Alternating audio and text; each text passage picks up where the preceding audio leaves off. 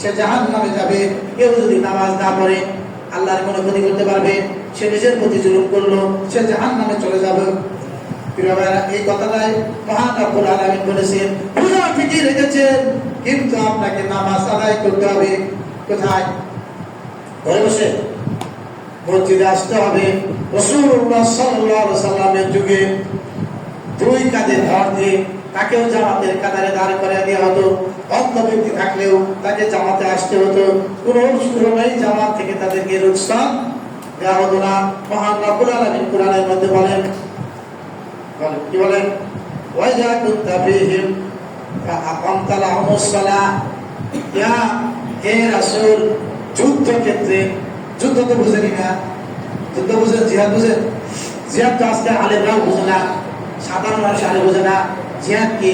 ইসলামের শত্রুদের বিরুদ্ধে অস্ত্র শস্ত্র হাতে নিয়ে তাদেরকে ধ্বংস করে দেওয়া, নিজে মরা, তাদেরকে মারা।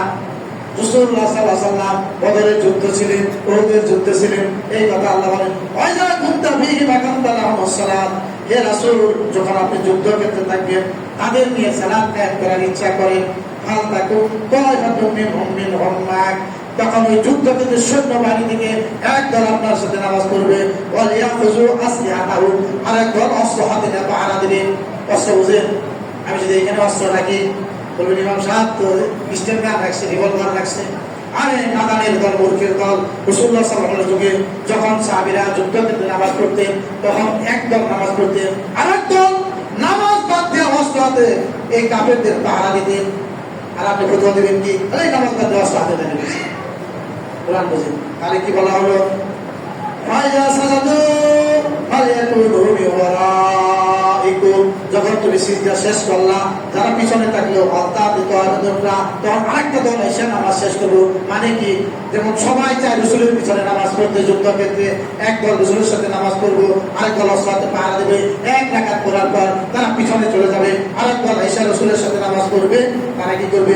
ফালিয়াসুল্লু মা'আকা ওয়া লিয়াকুযু হিজরাহুম আসলিহাতু, তারা কি করবে? অস্ত্র হাতে নিয়ে ওই সামনের দলকে পাহারা দেবে। তাহলে কি যুদ্ধক্ষেত্রেও জামাতে নামাজ পড়া ফরজ ছিল? কি বলে? যুদ্ধক্ষেত্রেও জামাতে নামাজ পড়া ফরজ ছিল। আরেকটা বিষয় কি দেখলেন? মুসলমানরা সশস্ত্র থাকবে, মুসলমানদের কাছে আণবিক বোমা, পরমাণু বোমা সবই থাকবে। আছে? আগে আছে? কিচ্ছু না। যখন আপনার বাড়িতে ডাকাত করবে, কি করবেন? তসবিহ একটা হাতে নিয়ে চায় নামাজ দেখে নামাজ দাঁড়াবেন। আমরা তো অবস্থা চাই। যখন ভারত আক্রমণ করবে কি করবেন? যখন হিন্দু বৌদ্ধরা আক্রমণ করবে তখন কি করবেন? সুবহানাল্লাহ বলবেন। ইসলামের নিয়ম কি? অস্ত্র হাতে নেতাদেরকে প্রতিহত করা। তো আমার ভাইরা, এগুলো বুঝতে হবে।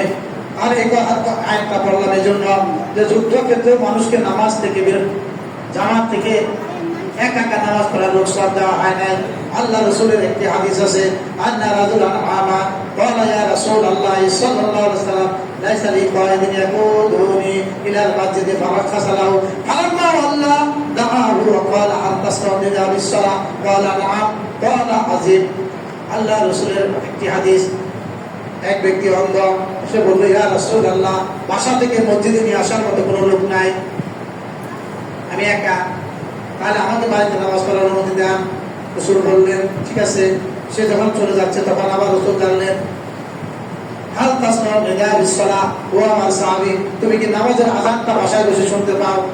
সাহাবী বললেন জি ইয়া রাসূলুল্লাহ, আমি আযান শুনতে পাই। রাসূলুল্লাহ সাল্লাল্লাহু আলাইহি ওয়াসাল্লাম বললেন ফাআযিব, তাহলে আযানের আহ্বানে সাড়া দিয়া মসজিদে এসে নামাজ পড়ো। আপনি করলাম ভালো, একটু জড়াইলে শুয়ে থাকেন, ঠান্ডা লাগলে শুয়ে থাকেন। আল্লাহ রাসূলের হাদিস কি? একান্ত অপারগতা না হলে মসজিদ ছাড়া বাড়িতে নামাজ হবে না।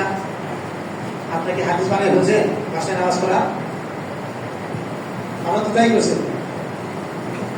প্রথম রোজায় তারাবিতে মসজিদে জায়গা হয় না, আস্তে আস্তে করতে করতে গিয়ে এলো ধান থেকে যেমন চিটা বাছাই করতে করতে আসল ধান থাকে, এই চিটাগুলো বাছাই করে যেই সেই হয়ে গেল। আপনি কি মনে করেন আল্লাহরে ঠকাইতেছে? আমার ভাইরা, তাহলে কি বুঝাই গেল? প্রথম কাজটাই হলো আপনার অবশ্যই রোজা রাখলে জামাতের সাথে নামাজ পড়তে হবে। আল্লাহর হাবিব জনাবে মুহাম্মদ রাসূলুল্লাহ সাল্লাল্লাহু আলাইহি ওয়াসাল্লাম বলেন, সালাতুল জামাত তাকদুর আলা সালাতিল ফারদ বি-27 দারাজা। একাকী সালাতের চেয়ে জামাতের সালাত 27 গুণ সওয়াব বেশি।